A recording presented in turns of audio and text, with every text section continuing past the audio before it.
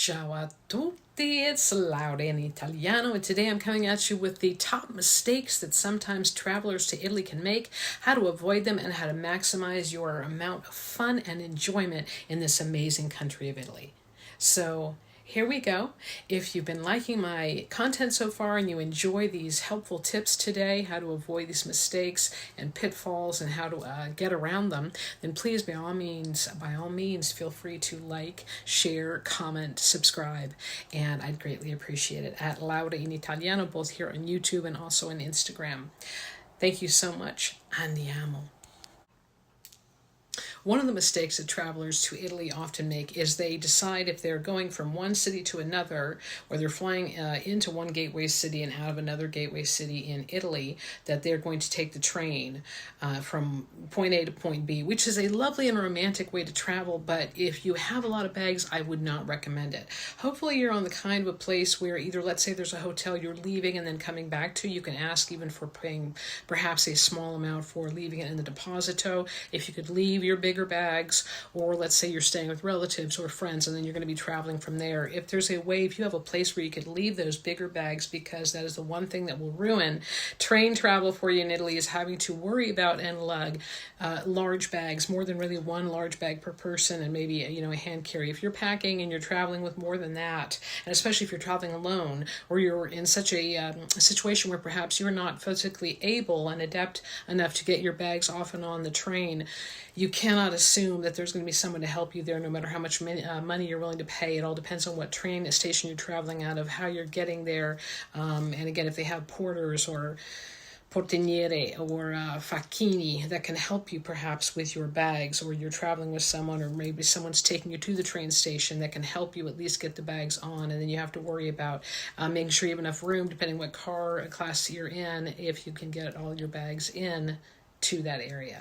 Another mistake that you can make in Italy that will cost you some time, so here's a little time saver. If you're renting a car in Italy, number one, when you sign up to rent the car, which you're probably going to do online, make sure that the person who's signing up and creating the account or requesting a car is also at least one of the people who will be driving the car. Make sure you have a passport, make sure you have a driver's license from your wherever you're from. The other thing with regard to renting a car, I think it's tempting sometimes, especially if you're leaving, let's say, a city like Florence or Rome, what have you, and especially Florence because space is such an issue and the roads are so small. I don't recommend renting a car from the historic city center of Florence, even though that they say that there are places where you can rent a car, usually close to where maybe there's a group or nucleus of hotels. But in my opinion, those are small little parking lots that are also used for other businesses. It's very tight space. They don't usually have a great selection of cars. It's bloody hot and muggy in there, no air conditioning no matter what time of year, and you're often waiting in long lines for a not as good selection of cars. I would highly recommend, wherever you are, go to the airport, even if it costs a little more, to take a taxi to the airport in that city and rent a car from there. So, and make sure you get a rental car that is big enough, because everything's smaller in Italy, that's going to fit not only you and your passengers, your friends, family, but also all of your bags. So make sure you read the fine print before you sign up to rent a car in Italy. Here's another mistake you can avoid when you're doing banking. So if you're looking for an ATM, or in Italy it's going to be called a bancomat with a B. It used to be in the old days it would always be attached to an actual banking institution. Nowadays, especially post-COVID and what I call the Italian money grab, there are Euronet, which are usually blue, dark blue, and yellow outside of a lot of places of business, even small mom and pop shops. Those are standalone ATMs and they're fine to use. In fact, I use them a lot as a tour director because I often have to pull large amounts of euro at a time. The only thing you want to avoid, and even a lot of other just regular banking institutions that have a bancomat or an ATM you can also use, when they ask you a question, if they ask you a question towards the end of the transaction before you pull your money, do you accept or decline the conversion? Please decline the conversion, otherwise you're going to be paying astronomical rates and you have to go through, it's like going through a change office and getting a really bad rate of exchange. And you'll get hit with a nasty surprise when you get home, if not earlier. So just again, if you ever are asked at an ATM or a bancomat if you want to decline or accept conversion, always decline it. That's the main thing you need to know. There's also something called the 30-second rule, which is once you are at the ATM or Bancomat or Euronet, pay attention to what you're doing. There's a 30-second rule for after you do your transaction, they ask you to pull your card within 30 seconds. Please do, or it goes back into the little machine or the bank, and you have to wait until that bank is open, or you call and get information, which is Italy. And also 30-second rule for pulling your bills. Gelato, my friends, I always try and give a lot of good recommendations when I'm doing my virtual city tours, but just a mistake that you want to avoid wherever you are in Italy. If you pass a place, usually quite big, and it has mounds, like whipped mounds of gelato, it's just everywhere. It's like piles, and you want to take, it's the kind of place you want to take pictures because it's so over the top. Usually they're squirting air, and perhaps other chemicals, preservatives, to keep it that way all day long and make it light and fluffy and appealing. I like the gelaterias that are usually, again, smaller, and very often the gelato, whatever flavor, is covered over with like a stainless steel lid. That, in my opinion, is when you know it's a real gelateria, not these huge big mounds of puffy, looks like pillows of gelato.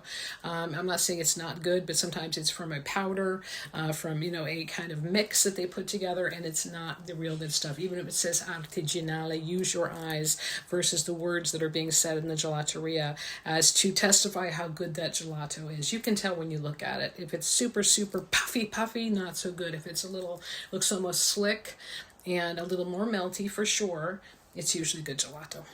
Here's a mistake to avoid that sometimes people think they're doing, again, a time saver and an energy saver, but in the long run, it turns out to be a big mistake. Do not attempt to send your bags on ahead if you were traveling to Italy. I just can only speak for Italy, but you could refer also to other European countries. Again, today I'm really only talking about Italy and things that I've experienced firsthand with people in my tour groups. You may think this is a good thing, and that you're going to make sure that your bags do not get lost, and they'll arrive ahead of you, and the hotel will have them, and you have less to worry about. Very often what can happen is they're going to get held up in customs. I had a wonderful couple on one of my tours, I believe it was last year, and they didn't get their bags until day 5 or 6 of a 14-day tour, because they had tried to send the bags on ahead. And again, they got held up at customs. When they finally were cleared out of customs after a whole bunch of arm wave, because it's Italy, so the bureaucracy is crazy, then again, the suitcases ended up following us around on the tour, and it's very provincial and some things when things go wrong. So just avoid that. Also, something you might want to think about, because bags do unfortunately get lost a lot in Italy, and that's why I think people have these ideas that they're going to send their bags ahead. Again, do not. Is putting air tags on your bags. I highly recommend it. It's become a lifesaver for a few of my guests this past year who had their bags lost. They could tell exactly where the bags were. They still had a delay in getting their bags back to them, but at least they could tell where the bags were. Sometimes even before the luggage people at the airport could. So another mistake that I see Italian or travelers to Italy make is sometimes they trust their phone a little bit too much. And by this, I only mean that in our post-COVID world, at least in Italy, I have seen what I call the Italian money grab. Now, I think it's a universal thing, but remember, Italy was even before us to lose 2 years of work because of COVID.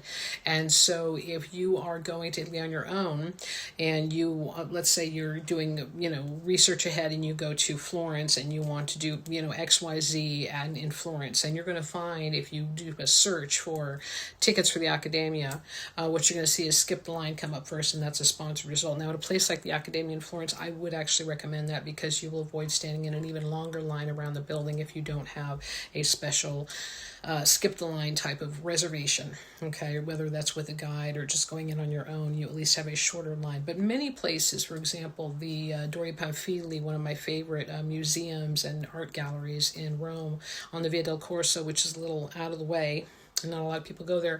Anyway, anything that you want to do now, most anything you want to do in Italy, if you Google it, it's going to say skip the line, and you're going to be led to believe that you have to go ahead and pay an extra service charge, and then on top of that, your ticket price for whatever attraction you want to go see. That's not always true. So don't just believe the first search result that comes up. Some places you do have to book ahead of time. Borghese Gallery in Rome, for example. Another mistake that I think, honestly, I have to say, especially in a city like Rome, that people often poo-poo the hop-on, hop-off buses. And there was a time when I first started seeing them a few decades ago, and I also was like, are you kidding me? a city like Rome, it's really hard to get around. Walking becomes difficult because there's so much traffic and people, it's just so busy and crowded and congested. And it's going to be even more so in 2025 with the Jubilee year. So all those extra thousands upon thousands of religious pilgrims and people coming to walk through the holy door on a Jubilee year and have all their sins expiated. So think about that. The hop on, hop off bus, what I like about it is you're sitting, and unless the weather's bad, they have a cover even if the weather's bad and it's raining. You can usually sit up top outside if you can find a spot. It's very inexpensive, more or less about 20-25 euro per person. Taxi drivers drive like crazy and could care less if you live or die. I mean, honestly, I love taxis and I love going around in Rome, but it takes, they drive like crazy people, and it can be expensive. And there's also NCC, which is a private car and driver, usually a black Mercedes, minivan or sedan and what have you, and they all drive like crazy. And it's Rome, and you're gonna be sitting in traffic. You might as well be sitting in traffic, taking pictures of things and videos of things and looking around and getting fresh air. You can listen to cheesy commentary if you want. It's included with the price. I honestly think that probably the number one mistake that people traveling to Italy can make is right now in our post-COVID world is assuming that it's going to be the way it used to be. My friends, hate to burst the bubble, hate to pop that balloon, but the world is not the way it was in our post-COVID world. Everything has changed. Everything is changing. I don't need to get political or even mention anything that's happening in the news right now, but I think we all can attest to the fact that nothing is the way that it used to be. And Italy is no different. They're going through their melting pot the way we did many, many decades ago, and they have a fairly right-wing government right now. There's a lot of instability, a lot of the people actually scrambling to find enough people to that work in the hospitality and travel industry and tourism industry on hospitality to do the jobs for all the people coming in now that want to travel to Italy, all of us that want to go back to Italy and expect for it to be exactly the way it used to be. Again, the face of Italy is changing. A lot of places that used to be run and managed, owned by Italians, are now perhaps being managed, if not outright owned, but managed and run by people that do not have Italian faces. And there's nothing wrong with that. It's just the way the world is right now, and it also creates a little bit of political tension and a little bit, honestly, of a little bit anti-U.S. backlash that I've seen for the first time ever in city of Florence. So it's all changing, my friends. Just know that. So, my friends, amici miei, hopefully I have not come across as too doom and gloom about Italy, because it is still an amazing country. And is it worth going there? Oh, absolutely yes. They're just things you might want to know before you go to make your trip a little more enjoyable, because Italy can just be overwhelmingly gorgeous to kind of like you go into Stendhal syndrome, because you can't believe all the beauty that you're surrounded with. And then at the same time, sometimes there are certain things, the way things are done in Italy, that can be a bit frustrating, and it's good to know before you go. So if you're enjoying my content, please, my friends, I am trying to grow this channel organically, and I'm doing some cross platforming, if you will. But you can follow me at any time. Subscribe, please, at Laura in Italiano if you want to be here. Very provincial, Laura in Italiano. Otherwise, very Italian, Laura in Italiano. Be well, my friends. I'll be coming at you again soon. Grazie. Ciao, ciao.